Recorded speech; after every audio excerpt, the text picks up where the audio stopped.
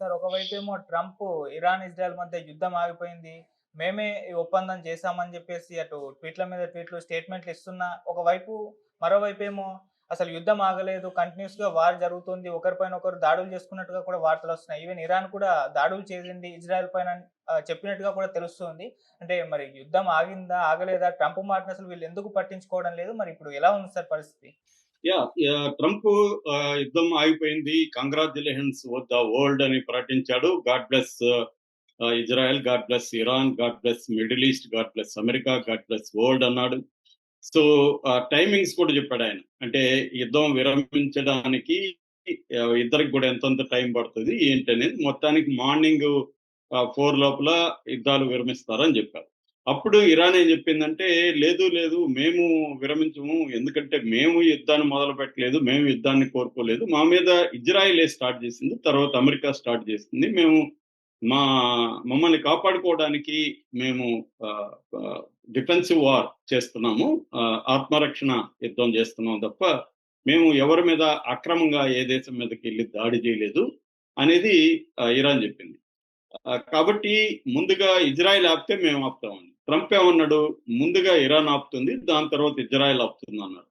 ఆ తర్వాత Iran statement ఇచ్చింది, మేము యుద్ధం ఆపుతున్నామని. దాని తర్వాత నెతన్యాహు, బెంజమిన్ నెతన్యాహు, ఇజ్రాయెల్ ప్రధానమంత్రి, ఆయన కూడా స్టేట్మెంట్ ఇచ్చాడు, మేము కూడా యుద్ధం ఆపుతున్నాం, మేము మా లక్ష్యాలని చేరుకోవడంలో సక్సెస్ అయినాము, మేము వాళ్ళ ఇరాన్ లో ఉంటున్న న్యూక్లియర్ వెపన్స్ ని ధ్వంసం చేశాము, తర్వాత వాళ్ళ పవర్ఫుల్ మిలిటరీ అధికారిని చంపగలిగాము, వాళ్ళ మిసైల్ స్థావరాలంతా కూడా ధ్వంసం చేశాము, సో మేము సక్సెస్ అయినాము, వాళ్ళ ఎయిర్ స్పేస్ ని మేము అధీనంలోకి తీసుకున్నాము, ఇవన్నీ కూడా చెప్పి మేము కూడా విరమించుకుంటున్నాం అన్నారు. కానీ ఇరాన్ మళ్ళీ ఒక 5 మిసైల్స్ వేసిందని ఇందాక నేను ఫాక్స్ న్యూస్, మిగతా సిఎన్ఎన్ ఇవన్నీ చూస్తున్నాను, వాళ్ళు లైవ్ లో చూపిస్తున్నారు. అక్కడే స్పాట్ లో నించుకొని బీర్ సేవాని, ఆ మధ్య సురోకా హాస్పిటల్ మీద దాడి చేశారు కదా, ఆ టౌన్ మీద ఇరాన్ 5 బాలిస్టిక్ మిసైల్స్ ని కొట్టిందని చెప్తున్నారు. అందులో ఒకదాన్ని ఇజ్రాయెల్ డిఫెన్స్ సిస్టమ్ అడ్డుకోగలిగింది, మిగతా 4 మాత్రం అటాక్ చేయగలిగాయి. అది కూడా ఎక్కడ చేశారంటే ఒక రెసిడెన్షియల్ కాంప్లెక్స్ మీద అటాక్ చేశారని చెప్తున్నారు. అందులో 4 చనిపోయినారని. ఇందాక ఆ విజువల్లో ఒక ఇజ్రాయెల్ సైనికుడు ఒక పెద్ద టెడ్డీ బేర్ ని తీసుకొస్తున్నాడు, ఒక చిన్నపిల్లల ఆడుకునే టెడ్డీ బేర్ ని, అంటే ఆ కుటుంబం చనిపోయిందని చెప్తున్నారు. సో దీనంతా కూడా విజువల్స్ చూపిస్తున్నారు, స్కై న్యూస్ కానీ, ఈవెన్ మన ఛానల్స్, ఎన్డీటీవీ ప్రతినిధి కూడా అక్కడ నుంచి మీడియాతో మాట్లాడుతున్నాడు. సో క్లియర్ గా ఇరాన్ అయితే మళ్ళీ ఇజ్రాయెల్ మీద అటాక్ చేసింది. దాంతో ఇజ్రాయెల్ డిఫెన్స్ మినిస్టర్ కూడా పవర్ఫుల్ స్ట్రైక్స్ ఇరాన్ మీద చేయండి అని తమ ఐడిఎఫ్ ని, అంటే ఇజ్రాయెల్ డిఫెన్స్ ఫోర్సెస్ ని ఆదేశించాడని చెప్తున్నారు. దాంతో ఒకసారిగా టెహ్రాన్ మీద ఇజ్రాయెల్ కూడా బాంబులు వేయడం మొదలు పెట్టిందని చెప్తున్నారు. అసలు ట్రంప్ మాట ఎవడు వినట్లేదా? ముందు నుంచి కూడా ట్రంప్ మాట మీద ఉండట్లేదు, ట్రంప్ మాట వినట్లేదు, ఇంక ట్రంప్ చెప్పింది వీళ్ళే వింటారు అన్న ఒక జోకులు, మీమ్స్ కూడా బయలుదేరినాయి. ఎందుకంటే ట్రంప్ అసలు ఎలక్షన్ దీంట్లో నేను రాగానే 24 గంటలు రష్యా ఉక్రెయిన్ యుద్ధం ఆపేస్తానని చెప్పాడు, తర్వాత గాజా మీద అది ఆపేస్తానన్నాడు, ఆ తర్వాత ఇంకా ఎట్లాంటి అనేక యూటర్న్లు మామ అని కూడా పిలుస్తున్నారు ఆయన్ని. ఆ రకంగా యూటర్న్ మామ అయిపోయాడు ట్రంప్. ఇప్పుడేమో ట్రంప్ ఏమో రాత్రి ప్రగల్భాలు పలుకుతూ నేను చెప్పాను యుద్ధం ఆగిపోతుంది, ముందు ఇరాన్ ఆగిపోతుంది, తర్వాత వాళ్ళది ఆగిపోతుంది అని చెప్పారు.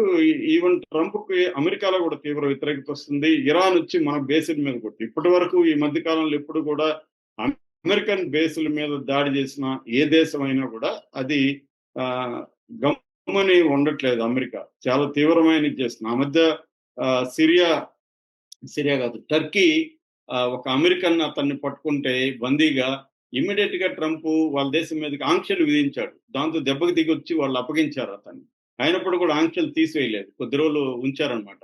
అంటే అంత సీరియస్ గా ఉంటున్న ట్రంప్ తమ బేస్ మీద, ఖతార్ లో అమెరికన్ బేస్ మీద దాడి చేస్తే థ్యాంక్స్ చెప్పాడు ఇరాన్కి. ఎందుకు థ్యాంక్స్ చెప్పాడంటే, ముందుగా మాకు చెప్పి చేశారు కాబట్టి మేమంతా ఖాళీ చేసుకున్నాం అన్నాడు. అంటే ఇదంతా కూడా నేను మార్నింగ్ వేరే వీడియోలో చెప్పినట్టుగా ఒక పార్స్ లాగా ఉంది. ఇప్పుడేమో కాల్పుల విరమణ అన్నాడు, దానికి ఒక విచిత్రమైన డెడ్ లైన్లు పెట్టాడు. అది కూడా ఏమీ జరగట్లేదు. ఇరాన్ చేసిందని వాళ్ళు చెప్తున్నారు. ఇరాన్ ఏమంటుంది, అసలు మేము వేయలేదు, అసలు ఆ మిసైల్స్ ని మేము వేయలేదు, వేసింటే మేము ధైర్యంగానే చెప్తాం, మేము వేయలేదని చెప్తుంది. మరి ఎవరు వేశారు అంటే హిజ్బుల్లా ఏమన్నా వేసిందా, లేకపోతే హౌతీలు ఏమన్నా వేసారా, వాళ్ళు వేసే పరిస్థితిలో లేరే అని చర్చ జరుగుతుంది. ఎందుకంటే హిజ్బుల్లా ఆల్రెడీ విపరీతంగా దెబ్బతిని ఆల్రెడీ సీజ్ ఫైర్ ఒప్పందం చేసుకొని సైలెంట్ గా ఉంది హిజ్బుల్లా. ఎప్పుడు ఈ యుద్ధం జరుగుతుంటే ఈ 12 రోజుల్లో హిజ్బుల్లా ఎప్పుడు కూడా ఇరాన్ కి మద్దతుగా ఒక మిసైల్ కూడా చేయలేదు. అట్లాగే మన యెమెన్ లో ఉండే హౌతీలు కూడా, హౌతీలకి అమెరికాకు మధ్య ఒక శాంతి ఒప్పందం కుదిరింది. వాళ్ళు కూడా యుద్ధం చేస్తామని అనలేదు. సో ఈ నేపథ్యంలో ఎవరు వేసి ఉండొచ్చు, కావాలని ఇజ్రాయెల్కే ఇష్టం లేదు ఈ వార్ని. ఎందుకంటే అమెరికా చెప్తే ఇజ్రాయెల్ వినకపోతేమో ఇజ్రాయెల్కి బాధ, కానీ ఇజ్రాయెల్ ఇరాన్ ని ధ్వంసం చేసే వరకు నేను నిద్రపోనని, ఈ రిజిమ్ చేంజ్ అంటే ఖమేనీని తీసేసి ఖమేనీని చంపేసి అక్కడ కొత్త ప్రభుత్వం ఏర్పాటు చేయాలనేది ఇజ్రాయెల్కి ఉండే ప్లాన్. ఇజ్రాయెల్కి ఏంటంటే బేసిక్ గా గ్రేటర్ ఇజ్రాయెల్ ఏర్పాటు చేయాలనేది ఇజ్రాయెల్కి ఉండే ప్లాన్. అందువల్ల ఇజ్రాయెలే ఇది మళ్ళీ స్టార్ట్ చేసిందా అనేది ఒక డౌట్ ఉంది. సో ఏదేమైనా ట్రంప్ మాట అయితే రెండు దేశాలు వినట్లేదు అనేది అర్థమవుతుంది. మరి ఇప్పుడు ట్రంప్ ఏం చేయబోతున్నాడు, మళ్ళీ ఇదేంటంటే అదేదో సామెత ఉంది కదా, ముందు వాడిని ఆపమనంటే వీడిని ఆపమనని చిన్నపిల్లల గొడవలాగా ఉంది ఇది ముందు. సో వాడు ఆపలేదని వీడు ఆపలేదని వాళ్ళు కొట్టుకునేట్టుగానే కనిపిస్తుంది.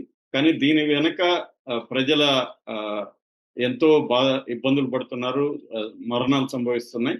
సో ఇప్పుడు అయినా ట్రంప్ మళ్ళీ రంగంలో దిగి దీన్ని ఎలా ఆపుతాడు అనేది చూడాలి.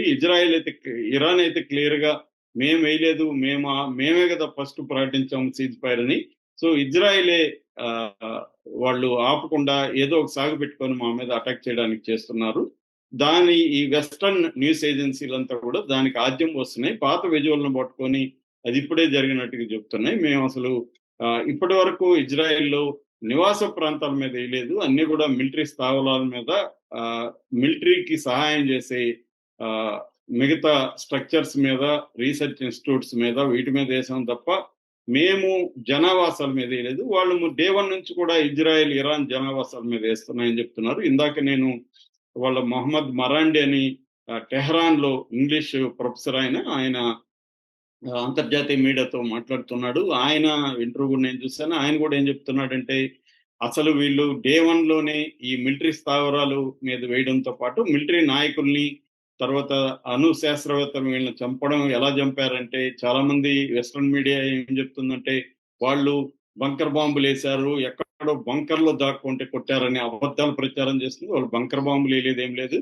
వాళ్ళు అపార్ట్మెంట్ లో ఉంటున్నారు. వాళ్ళందరూ కూడా అపార్ట్మెంట్ లో ఉంటుంటే అపార్ట్మెంట్ ని వాళ్ళు బాంబులు వేసి పేల్చేశారు. అందువల్ల ఒక్కొక్కరు ఒక సైంటిస్ట్ చనిపోతే దాని చుట్టూ ఒక 60-70 మంది సాధారణ ప్రజలు, మహిళలు, పిల్లలు చనిపోయారు. సో వెస్ట్రన్ మీడియా అబద్ధాలని ప్రచారం చేస్తుంది అని చెప్తున్నాడు ఆయన. సాక్షాత్తు నేను ఇరాన్ టీవీ పగలగొట్టిన ప్లేస్ లోనే ఇప్పుడు మాట్లాడుతున్నాను, ఎందుకంటే ఇక్కడే నాకు వైఫై వస్తుంది. చాలా మంది ప్రొఫెసర్లు కూడా ఈవెన్ దాక్కునేస్తారు, కానీ నేను నాలాంటి వాళ్ళు ఇంకా ఉంటున్నాం ఇక్కడే, ఎక్కడికి పోలేదు మేము అని చెప్తున్నాడు. పైగా ఆయన ఇంకొకటి కూడా చెప్తున్నాడు, టెలిగ్రాము ప్లస్ వాట్సాప్ వీళ్ళే లొకేషన్లు అందిస్తున్నారు, అందుకని ఇరాన్ అంతా కూడా టెలిగ్రామ్ వాట్సాప్ని మీ ఫోన్లలో తీసేయండి అని పిలిపించారు. కానీ నాలాంటి వాళ్ళు తీసేయలేకపోతున్నా, నా ఫోన్లో ఇంకా వాట్సాప్ ఉంది, ఎందుకంటే నేను వెస్ట్రన్ మీడియాని కానీ లేకపోతే any media out side Iran మీడియాని కాంటాక్ట్ చేయాలంటే నాకున్న ఏకైక ఇది వాట్సాపే. అందుకని నేను రిస్క్ సిద్ధమై ఇక్కడ కూర్చొని మీతో మాట్లాడుతున్నానని కూడా ఆయన ఇందాక చెప్తున్నాడు. సో ఇదంతా కూడా ఏంటంటే ఒక మామూలుగా యుద్ధం జరిగినప్పుడు ఫస్ట్ క్యాజువాలిటీ ఇస్ ట్రూత్ అంటారు.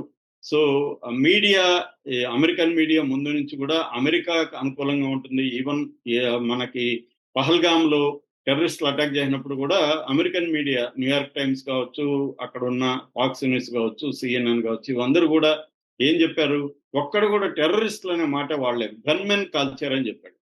పాకిస్తాన్ టెర్రరిస్టులు అనే మాట లేదు, అసలు టెర్రరిస్టులు అనే మాట కూడా వాడలేదు.